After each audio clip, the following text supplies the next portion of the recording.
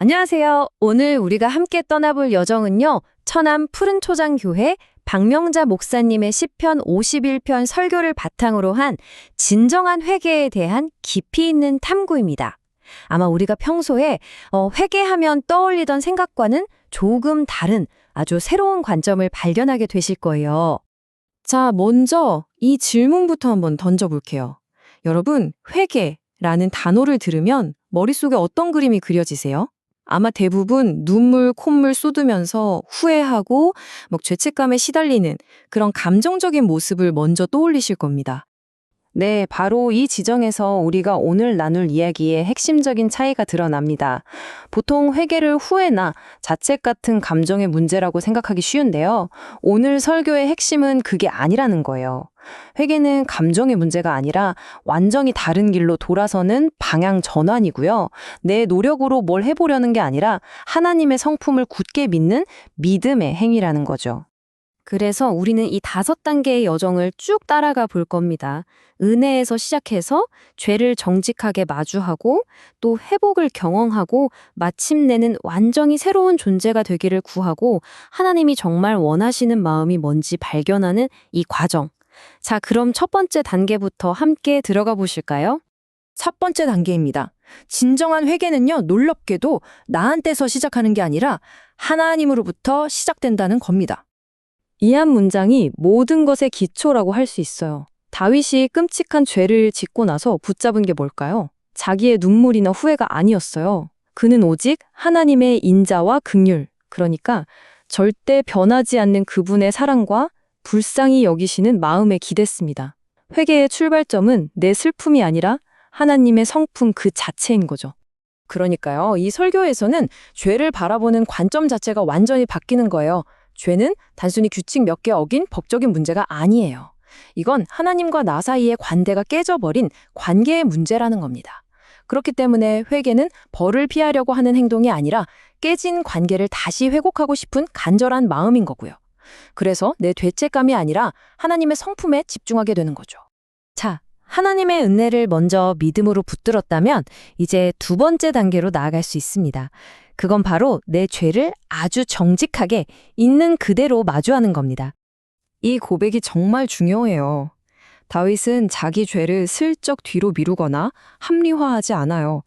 환경 탓, 남 탓도 안 하죠. 내 죄가 항상 내 앞에 있다는 건 더 이상 변명이나 자기방울 없이 그냥 내 죄를 똑바로 보겠다는 선언이에요. 이게 어떻게 가능할까요? 먼저 하나님의 은혜를 알았기 때문에 무너지지 않고 정직하게 설 수 있는 힘이 생기는 겁니다. 그럼 어떻게 해야 죄를 정직하게 마주할 수 있을까요? 설교에서는 4가지 구체적인 방법을 알려줍니다. 첫째, 다른 사람이랑 비교하는 게 아니라 절대 기준인 말씀 앞에 나를 세워보는 거고요. 둘째, 계속 떠들기보다 침묵하면서 하나님의 음성을 듣는 연습을 하는 겁니다. 셋째, 내가 그럴 수밖에 없었어요 같은 자기 변호를 딱 멈추는 거고요. 마지막으로 내 힘으로는 안 되니까 성령의 빛이 내 안을 비춰주시길 구하는 겁니다. 죄를 정직하게 마주했다면 이제 회개의 진짜 목적으로 나아갈 차례입니다. 회개의 목표는 그냥 용서받고 땡이 아니에요. 온전한 회복에 있습니다. 이 부분이 정말 흥미로운데요. 많은 사람들이 회개를 그냥 죄의 벌을 피하는 수단 정도로 생각하잖아요. 근데 다윗의 기도를 보면 차원이 달라요. 그는 죄의 흔적 자체를 완전히 지워달라고, 그래서 다시 깨끗해져서 하나님과의 관계에서 오는 그 기쁨을 회복하게 해달라고 구하고 있습니다. 회개의 진짜 목적을 정리하면 이 4가지로 볼 수 있어요. 단순히 죄의 기록을 지우는 걸 넘어서 죄로 더러워진 나를 아예 깨끗하게 빨아주고 하나님 앞에 다시 설 자격을 얻고 관계가 회복되면서 오는 그 구원의 기쁨을 되찾는 거죠. 그리고 마침내 죄 때문에 우리를 외면하셨던 하나님의 얼굴, 즉 그분의 임재를 다시 경험하는 것. 이게 진짜 목표입니다. 자, 이제 회개의 여정은 그 절정으로 향합니다. 깨끗하게 해달라는 기도에서 한 걸음 더 나아가 이제는 완전한 변화, 말 그대로 새로운 창조를 구하는 단계입니다. 이 차이가 보이시나요? 정말 극적인 전환이죠? 다윗은 그냥 저 좀 고쳐주세요 라고 말하지 않아요. 창조하소서 라고 외칩니다. 여러분, 창조는 인간은 절대 할 수 없고 오직 하나님만 하실 수 있는 거잖아요. 왜 이렇게까지 기도했을까요? 이건 죄라는 게 그냥 겉에 흠집이 난 정도가 아니라 아예 내 마음의 구조 자체를 뒤틀어버렸다는 걸 깊이 깨달았기 때문이에요. 바로 이 구절이 회개의 클라이맥스입니다.